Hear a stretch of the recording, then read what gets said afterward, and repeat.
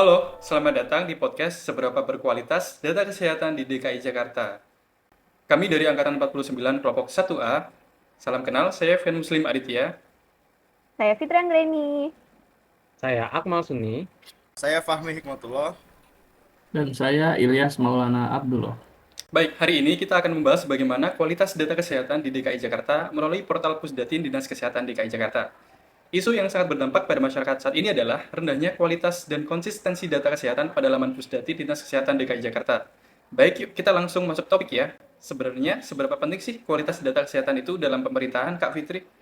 Sangat penting data kesehatan itu menjadi dasar dalam pengambilan kebijakan.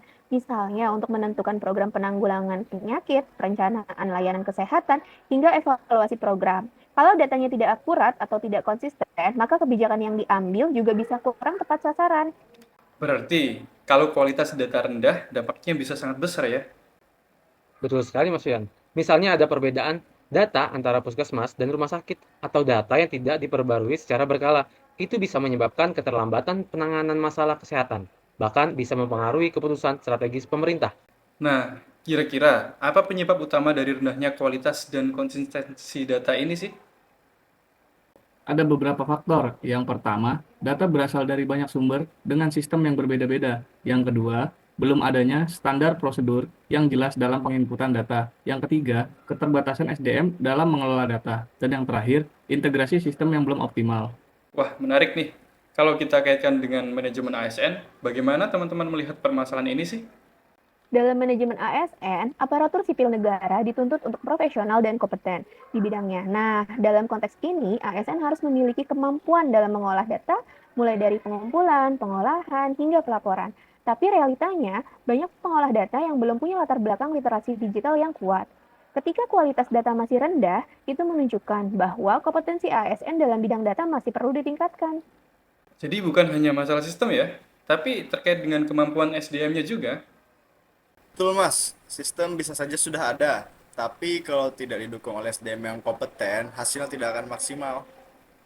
Lalu bagaimana hubungan permasalahan tersebut dengan konsep Smart ASN sih? Smart ASN itu menekankan pada ASN yang adaptif, melek teknologi, dan mampu berpikir analitis. ASN diharapkan tidak hanya menginput data, tapi juga mampu membaca dan memanfaatkan data untuk pengambilan keputusan. Nah, kalau masih terjadi inkonsistensi data, itu berarti kita masih dalam proses menuju Smart ASN, belum sepenuhnya tercapai. Oh, berarti transformasi digital di sektor ini masih perlu diperkuat ya? Ya, betul. Transformasi digital tidak hanya soal aplikasi atau sistem, tapi juga perubahan mindset dan peningkatan kapasitas ASN. Kalau dari sisi solusi, apa saja sih yang bisa dilakukan untuk mengatasi permasalahan tersebut? Beberapa langkah yang bisa dilakukan antara lain yang pertama, meningkatkan kompetensi ASN melalui pelatihan data dan digitalisasi. Yang kedua, menyusun standar data yang seragam antara fasilitas kesehatan. Yang ketiga, mengintegrasikan sistem informasi kesehatan agar data lebih sinkron. Dan yang keempat, melakukan monitoring, evaluasi secara berkala. Dari keempat solusi tersebut, manakah solusi yang paling efektif dalam menyelesaikan isu tersebut sih, Kak? Solusi terbaik dan paling efisien adalah dengan meningkatkan kompetensi ASN melalui pelatihan data dan digitalisasi.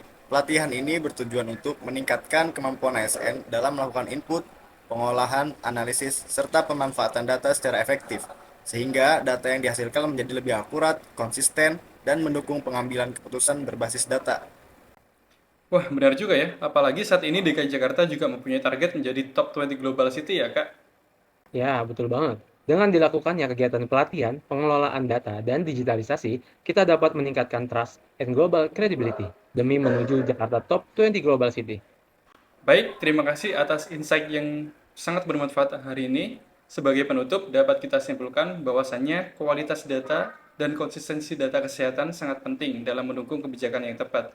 Dan hal ini sangat berkaitan dengan kompetensi ASN serta kesiapan menuju Smart ASN. Terima kasih teman-teman sudah mendengar podcast ini. Sampai jumpa di Jakarta Top 20 Global City. Salam ASN, berakhlak. Berakhlak. Akhlak.